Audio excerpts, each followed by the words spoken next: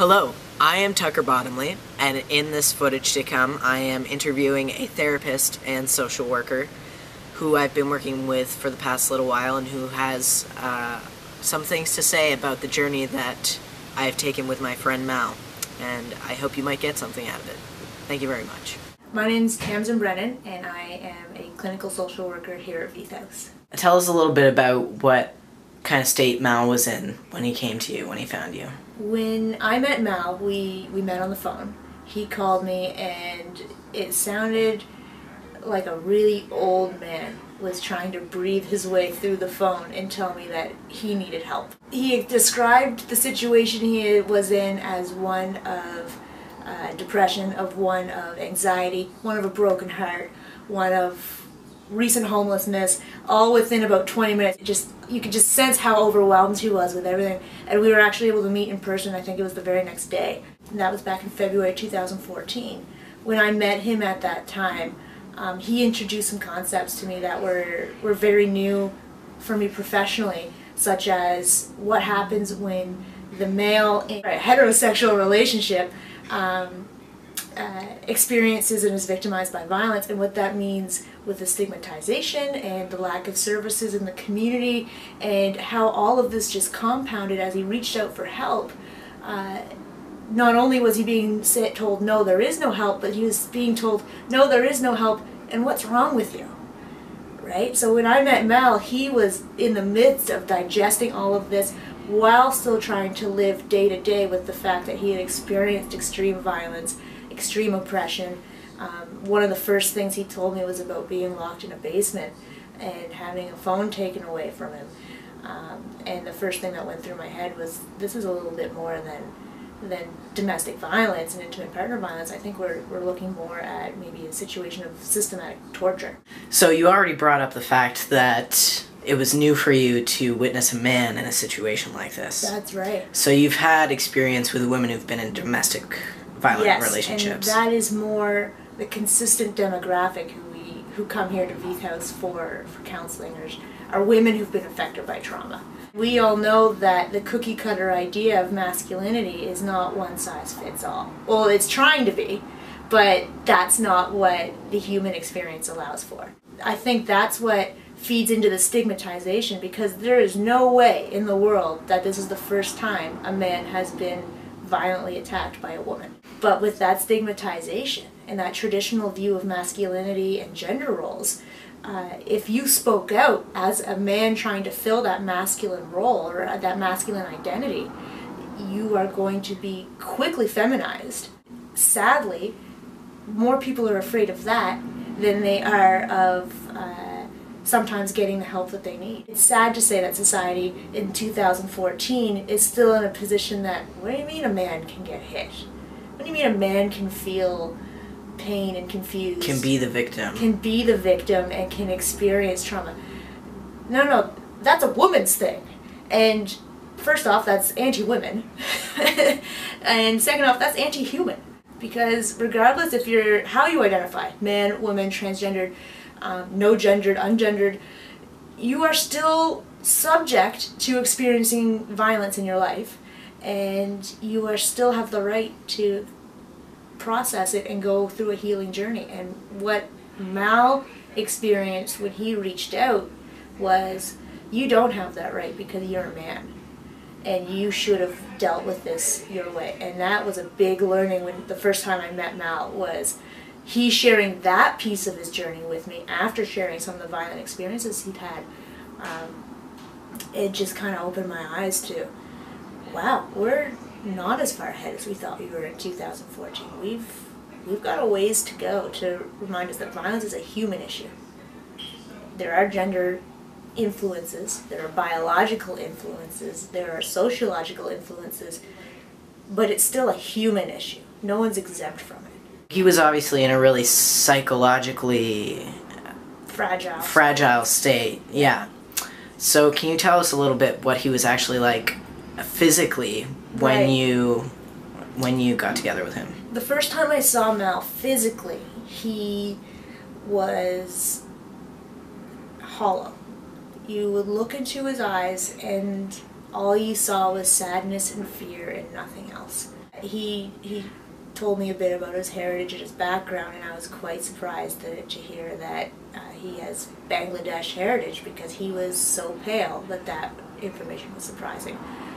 Because he's usually of a very brown tone. Right, and now that I know him in a more healthier place, and at the end of summer I've seen him, and I see now what his complexion naturally is. He did not sit up straight for probably 2 or 3 months, the first 2 or 3 months of our relationship. He would come into our waiting area and would sit there, and sometimes would just kind of shake. I don't know if he knew he was, but he would just be so tense, and his breathing would be so sporadic. He was physically, like his whole body contracted. It took until probably until the end of August, this past year, 2014, until I saw him actually able to put his shoulders down, put his head back, and breathe normally for 20 straight minutes without all of a sudden losing his breath or huffing and puffing there. I know, and Mal explains, that by the time he came to Veith House and we started our process, he'd already been working for about 2 years to get to the point where he could come here. So for 3 years, his shoulders sat up here, his back was arched, and he hadn't breathed normally, which is, I don't know how anyone could live. I remember the first time he expressed anger, which was probably about 6 or 7 weeks into our weekly visits, and it was the most painful thing I've ever seen someone do. We walked through the process of Mel, what is it like for you to experience anger? I don't like it, so I don't do it. Are you angry about this? Probably I should be. Tell me how angry. And he just tried to, he was like a baby crying for the first time when he said an expletive. I won't repeat right now, but it just kind of went, ugh! Oh, I feel really bad because I just expressed anger. Mal, you're allowed to, it's healthy to express anger. So we were able to kind of work through that, but when I first met him, he wasn't able to do that. You literally saw that trauma affecting him physically for such a long time. That's right. So can you tell us a little bit about what happened when he started to get better? As Mal started to get better, as you say, right? As he progressed through more of his healing journey, what I really noticed a big difference was Mal went from being reactive to proactive. He became an avid researcher. So he was no longer trying to react to every panic attack, trying to react to every look he got on the street. All of a sudden he was trying to explore, what is a panic attack? He started journaling copiously. He would show up here with stacks of library books on various subject matters, and our counseling relationship became more of an educational relationship where I shared with him my knowledge of neuropsychology and neuroanatomy and how it affects everything we do in all the relationships we have. And then he would take that information, go home, apply it to some of the themes that he was seeing in his journals and in the other work he was doing. He was working with the spirituality side of things. He was meeting with a man who focused on male abusers and victims of male abuse. He came here. I'm a very young female, and he was talking about quite intimate areas about his relationship and about his psychological processing of that. And as we watched Mal progress through this journey with these different therapeutic relationships going on, he kind of sat in the middle and orchestrated it all. He took more and more control about, okay, this is what I'm going to come and talk to you today. I'm not going to come in here and just cry for an hour and a half. He would start bringing an agenda. As he began to show greater emotional strength, his cognitive understanding about so many influencers on the experiences he had, not only with his relationship that led to his homelessness eventually and the state he was in when I met him, but we would go back to early adulthood and adolescence and childhood and some key events and processes that we learned were consistent in all these different age periods, milestones. And all of a sudden Mal was turning around saying, I could probably have written this book, and I believe him. Watching him heal, also watched his creativity turn on, watched his cognition turn on. It's as if all these light bulbs that made Mal had gone out slowly over time, where one week this one was back on and it stayed on. The next week this one went back on and now they're both on and now they're working together. And it's like watching a stage light slowly, the entire stage turn the lights back on, and they're all working together to illuminate the success, the big picture, and the success that was Mal's healing journey. In regards to that incredible process that he went through, do you actually see much of that in your work as a social worker? Like, have you seen anyone go through such a journey as that? The intense journey that Mal, and I really do believe Mal took himself on, is outside the scope of what I typically see in the therapeutic relationships that we do here at Veith House, and I do in my capacity as a social worker. It is not uncommon for individuals or couples who are affected by trauma or don't necessarily realize how their trauma is affecting them come in for counseling. They'll get either an emotional boost, feel much better than they have in a while, and see you later, don't come back.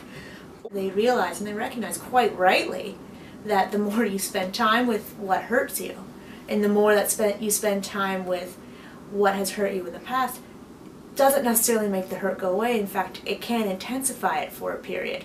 And for the majority of us out there, that's really scary. We've just spent, some people, 50, 60 years of their life avoiding that topic. And I've made the decision I don't want to live with it anymore. But coming to counseling isn't a reset button. It's a long process of staring it in the face, digging it out in its entirety, looking it in the eye and saying, you can't hurt me anymore. And for some people that can take a really long time, depending on their experiences and the ability they have to commit to that process. Mal got a taste of what that was like, and he said, I'm not going to stop till this is gone. And he had the ability and the drive and the will to push and push and push and bring professionals in where he needed them. He had the ability to bring in PhDs and students focusing on different subject areas as he needed them. That's not widely accessible to everybody who want to pursue a therapeutic or a healing journey. But Mal made it accessible to him, yeah, which is a big difference. So your initial question, do I see this very often? Not at all. And what was that statistic you told me earlier? Statistically speaking, in Canada, there's a social work textbook written by Marion Bogo that comments on this, that 85% of people who start a therapeutic relationship with a professional, or start going to counseling, in other words, will probably quit by session 4. Mal continued on for 3 years until he finished. Yeah. There are folks who have engaged in various forms of counseling upwards of 20, 30, 40 years. And part of what you need to succeed is understanding not every counselor is the counselor you need at this time. You might need them here for this period. Good thing it worked because I don't need them anymore. Then you're on to the next stage of your healing journey, and maybe you need someone else and a whole different approach. Or maybe that one person is able to adapt, that one counseling environment is able to adapt to your needs throughout the various forms of the healing journey. One of the things I chatted with Mal about was, if he had come in a year prior to when he did, I don't know if he would have gotten what he would have out of our therapeutic relationship. And if he had started with one of his other, either spiritual counselor or other psychotherapy counselors, later than he did, he may not have gotten what he needed out of that. So, I hate to say it, but part of it's just good luck in finding the right person, the right style of counseling, the right counseling environment, the right time. At the right time, and then sadly to say, at the right price. Do you think you could possibly think of any reasons why Mal might have been different than other people who pursue healing but don't necessarily go through with it? Do you recognize anything with him? One of the differences I saw in Mal, as opposed to other folks who've kind of dabbled in healing journeys is Mal, and we've joked about this, is Mal has such a sense of perfectionism that he just wasn't going to quit. He is a very soft-natured individual, but he's also a very intellectual individual. And those two things were not lost during his journey into trauma and his journey out of it.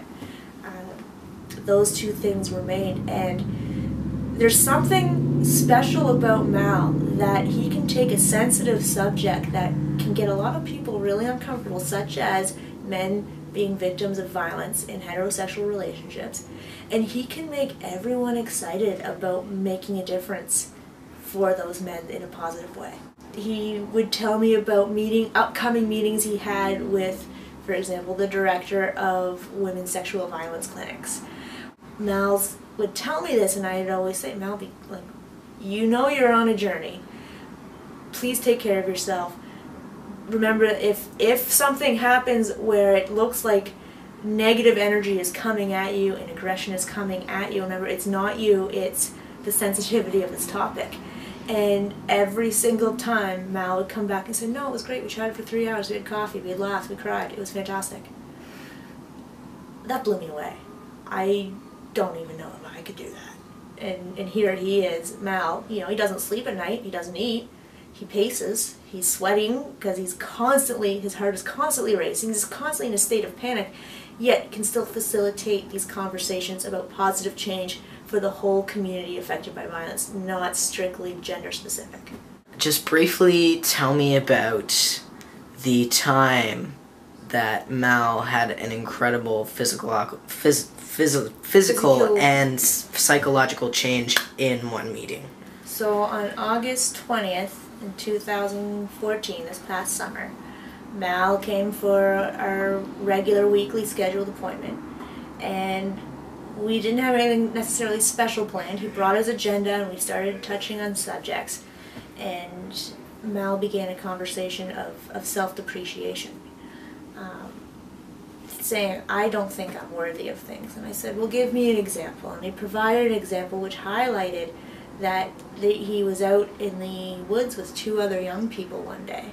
It was dark, it was winter, and they were lost, and Mal took charge of the situation and ended up saving those 2 young adults, plus a dog, plus himself. And he described that in the situation, he actually had resigned, that he probably was going to die in that moment.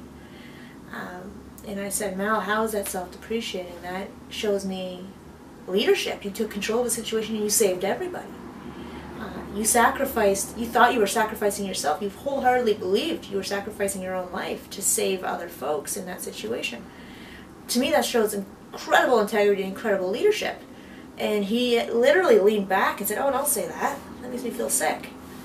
And I said, Mal, what makes you feel sick about that? And we got to the point where he identified that the fact that there are people in this world who have been influenced by him to go turn around and do good things, such as former students of his, former music students of his from when he was teaching music, who now have their PhD in related fields and will come back and say, thank you, Mal. He said, there's nothing in the world more sickening to me to think that I have influenced anything to do with their success. And I just kept asking why. And I watched as Mal retreated more into the couch as if he was trying to just back out of the room through a wall. All of a sudden, his face turns very red. He's sweating just in his face. The collar of his shirt is getting soaked. His hands are fine, nails. His arms are shaking. And he said, you have to stop talking, you have to stop talking. I said, what am I saying that's different? It was just a very light conversation, superficially, but being Mal, this was one of the heaviest moments he's ever experienced. And I don't know how else to describe it except for I watched a snap happen in his brain where he went from sweating almost at a place of vomiting, and at one point he even stopped breathing. I said, Mal, you gotta breathe it out for me. And he looked me square in the eye and he goes, oh, I think I get it. And that's when I watched his shoulders come down, he sat up straight, and since that time, I have not seen him cry once. I've only seen him operate out of a place of confidence. And up until that time, it was typical that Mal would go through at least one of my Kleenex boxes. I physically watched him change like that to a different paradigm of seeing the world and a different paradigm of his own self-concept. I don't know if I'll ever see that again in a person. Typically, as I understand it, it's more of a gradual process, and there's often a lot more medications involved, and some folks will never get there. A lot of folks will never get there. So I feel pretty honored that all the work that Mal put into his healing came to fruition, and I got to be the one who saw it. That's pretty cool. Thank you, Mal. Before this life-changing experience of his, you would describe that he had a feeling of not being worthy. Right. So, what do you think that could stem from? A lot of things, but it most likely stems from childhood. One of the messages that Mal and I explored at different stages in his life was one of his self-concept and his belief that he was worthy of being in other people's lives. He was worthy of other people's attention, worthy of other people's love. Message he described, the first time he felt it, he told me he was probably close to 5-6 years old, early childhood. And then he shared examples of when it was reinforced at age 8, age 10, age 12. He had an example for almost every year of his life that it was reinforced in a significant way. And all of a sudden on August 20th, he goes, "Oh, you mean I am worth it and I do good things and that's okay because I'm an okay person." He left here saying, "Oh yeah, now I remember. I did good things in my life. I was a business owner. I am a teacher. I have influenced people in great ways, and I have a history of sacrificing my own well-being to help people, but I'm not going to do it that way anymore. I'm going to do it in a way now that's beneficial for everyone because I'm worth it. I'm valid. I'm important too." That's beautiful. That's Mal. I think we'll leave it here for today, Cool. but that definitely opens up conversation for later.